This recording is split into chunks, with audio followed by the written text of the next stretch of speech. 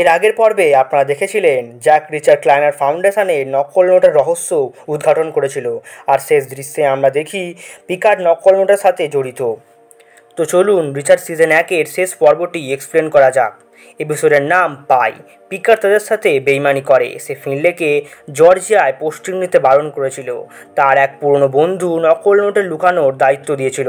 সে ভেবেছিল এই ঝামেলাটা এখানেই থেমে যাবে, কিন্তু সেটা হয়নি।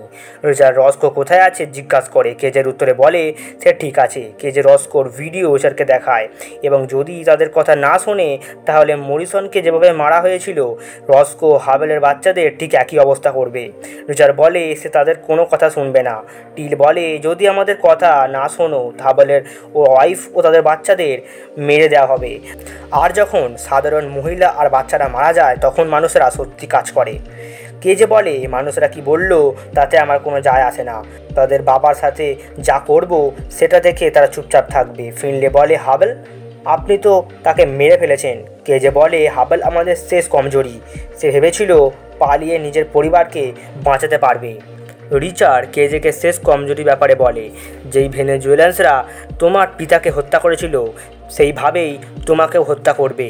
এখানেই আমরা জানতে পারি কেজে নিজের পিতাকেই হত্যা করেছে, এবং তার পিতা ব্যবসা তো শুরু করতে পেরেছিল কিন্তু সামলানোর ক্ষমতা ছিল না, এবং সে পিকার্ডকে মিসিসিপির এজেন্টকে মারার কাজ দিয়েছিল। কেজে নিজেই স্বীকার করে জবলিং ও সাবওয়ের মধ্যে মলিবেথকে হত্যা করেছে, আর সে জোকেও হত্যা করেছে। এখানে কেজে হাসি মুখে বলতে থাকে সে যখন মরিসনকে হত্যা করেছিল তখন আমার বুড়ো বাপ পাগলামি শুরু করেছিল। টিল দুই রিচার্ডকে নিয়ে গল্প সাজাবে তারা কেন মার্গ্রেভে এসেছিল। কেজে রিচার্ডকে বলে হাবেল যেখানে লুকিয়ে আছে সেখানে পিকার্ডকে নিয়ে গিয়ে খুঁজে বার করতে। রিচার্ড বলে আপনার কিভাবে মনে হয় আমি কাজটা করতে পারবো?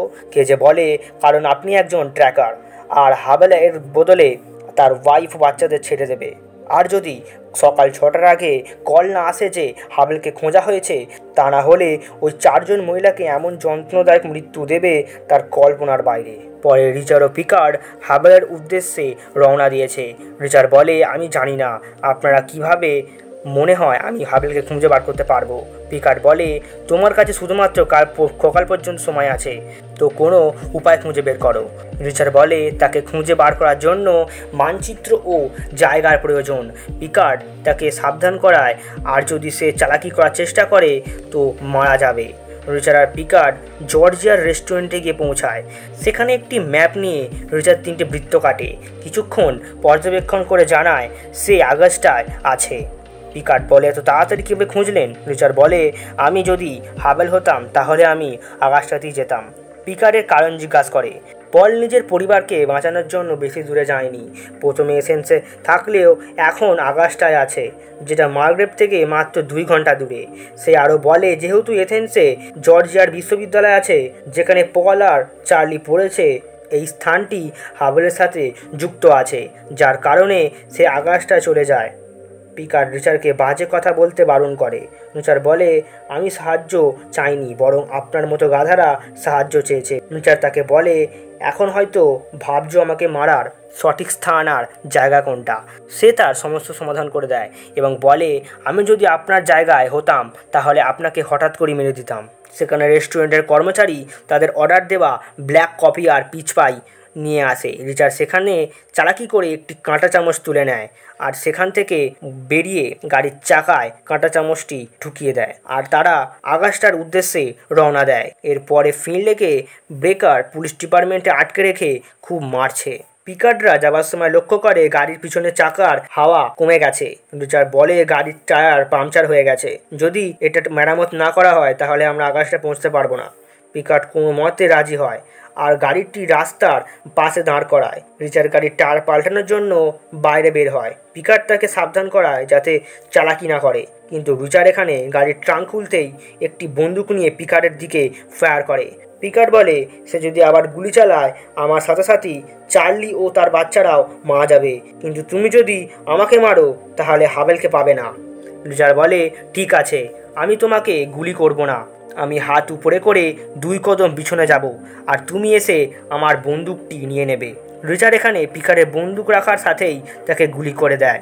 রিচার্ড এখান থেকে গাড়ি নিয়ে বেরিয়ে যায়। সে আগস্টার একটি মোটেলে পলকে খুঁজে পায়। পরের মুহূর্তে রস্কো আর চার্লি ও তাদের বাচ্চাদের ক্লাইনার ফ্যাক্টরিতে বেঁধে রাখা হয়েছে। সেখানে টিল এসে বলে, যতক্ষণ না তোমার বয়ফ্রেন্ড পলকে খুঁজে বার করছে তোমার বাচ্চাদের আলাদা করে রাখা হবে। এদেরকে এখন সুরক্ষিত রাখা হবে যাতে ইন্স্যুরেন্সটা হয়ে যায়। পরে রিচার্ড ও হাবেল জর্জিয়াতে ফিরে যাচ্ছে, যেখানে পল জিজ্ঞাসা করে সে কীভাবে মোটেল খুঁজে পেল।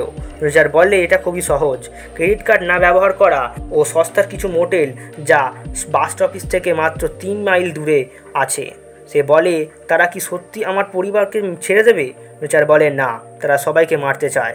আপনি যাকে ট্রিজারি কন্ট্যাক্ট নামে চিনতেন তার আসল নাম জো ছিল।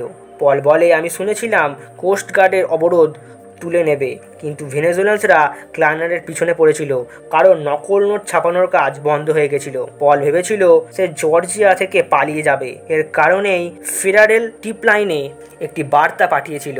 সে নিজেকে বাঁচানোর জন্য জোয়ের কাছে সাহায্য চেয়েছিল, কিন্তু পরে বুঝতে পারে টাকা উধাও হয়ে যাচ্ছে। রিচার্ড বলে, এই কাজটি পিট জবলিং করেছে। আমরা এখানে জানতে পারি পল পিটকে জোয়ের কাছে নিয়ে গেছিল, আর ক্লাইনারের আগে থেকেই পিটের উপর সন্দেহ ছিল। এরপর তারা পলের বাড়িতে পৌঁছায়। রিচার্ড তার বাড়ি থেকে ডাউসনের ট্রাকটির চাবি আনতে যায়। এরপরের দৃশ্যে পুলিশ ডিপার্টমেন্টে রিচার্ড ট্রাকটি নিয়ে ভিতরে ঢুকে যায়। অন দ্য স্পট সেখানেই বেকার মারা যায়। ফিনলেকে সেখান থেকে উদ্ধার করে আর পল সেখানে পৌঁছায়। রিচার্ড বলে গান লকার থেকে দরকারি জিনিস তুলে নিতে এবং সেখানে নেগেলি উপস্থিত হয়। তারা সমস্ত অস্ত্র নিয়ে মোসফির কাছে যায়। তারা পরিকল্পনা অনুযায়ী উদ্ধারের কাজ শুরু করে। রিচার্ড সেখানে গার্ড দেখে বুঝতে পারে ভিতরে আর বাইরে পাহারাদাররা বন্দুক নিয়ে দাঁড়িয়ে আছে যাতে আমরা ভিতরে না যেতে পারি। সে নেলিকে বলে, আমাদের সামনে 2 গার্ডকে নিঃশব্দে মারতে হবে। রিচার্ড পলকে বন্দুক দেয় এবং বলে, যদি সঠিক সময় ব্যবহার না করতে পারো তাহলে মারা যাবেন। পরে রস্কো চার্লিকে বিশ্বাস করায় রিচার্ড নিশ্চয়ই আসবে তাদেরকে উদ্ধার করার জন্য। নীলি সামনের 2 গার্ডকে হত্যা করে। রিচার্ড ভিতরের গার্ডগুলিকে বিভ্রান্ত করার জন্য আগুন লাগিয়ে দেয়। ভিতরের টিল আর কেজে আগুন নেভানোর জন্য সমস্ত পাহারাদারকে পাঠিয়ে দেয়। রিচার্ড ও তার সঙ্গীরা ভিতরে পুকে একজন পাহারাদারদের মারতে থাকে। পল তার বাচ্চাদের খুঁজে পায় আর সে একটি গার্ডকে হত্যা করে। সে তার বাচ্চাদের সুরক্ষিত বাইরে নিয়ে যায়।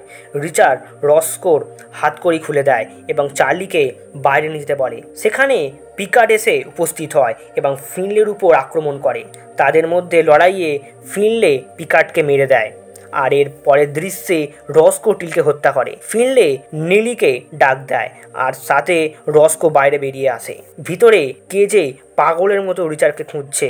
তাদের মধ্যে ফায়ারিংয়ে রিচার্ডের গুলি শেষ হয়ে যায়। সে ফ্যাক্টরির মধ্যে রাসায়নিক পদার্থগুলি ছড়িয়ে দেয় আর তাকে লিকুইড কেমিক্যালে চুবিয়ে ভয়ানক মৃত্যু দেয়। ফ্যাক্টরির মধ্যে ভয়ানক এক্সপ্রেশন হয়। সে সেফলি বাইরে বেরিয়ে আসে। পরের দিন সকালে রিচার্ডের ফোনে নীলি বার্তা পাঠিয়েছে। রিচার্ড টেবিলে রাখা মেডেলটি দেখে তার অতীতের কিছু স্মৃতি দেখতে পায়। রিচার্ড তার ভাইয়ের সাথে মিট করে। তার মা শেষ সময়টুকু জার্মানিতে কাটাচ্ছে। তার মা ঠাকুরদার যুদ্ধের পদকটি তাকে দেয় এবং তার মাকে শেষ বিদায় জানায়। রিচার্ড মার্গ্রেভে রস্কোর সাথে কিছুক্ষণ সময় কাটায় আর তাকে শেষ বিদায় জানিয়ে চলে যায়। সে ফিনলের সাথে দেখা করে। ফিনলে বলে, কিছু FBI এজেন্ট তোমার সাথে কথা বলতে চায়। সে বলে, আমি এখান থেকে বেরিয়েই অদৃশ্য হয়ে যাব। ফিনলে বলে, আমি এখনকার মতো মার্গ্রেভে থাকবো, তারপর বস্টন চলে যাব এবং সে আর একা থাকবে না, তার সাথে এখন জ্যাক থাকবে। ফিনলে আর রিচার্ড সেখানে পিচফাই খায়। জো যেখানে মারা গেছিল সেখানে তার পদকটি রেখে মার্গ্রেভকে শেষ বিদায় জানিয়ে চলে যায়। আপনার যদি ভিডিওটি ভালো লেগে থাকে তো লাইক সাবস্ক্রাইব করতে ভুলবেন না। Thanks for watching.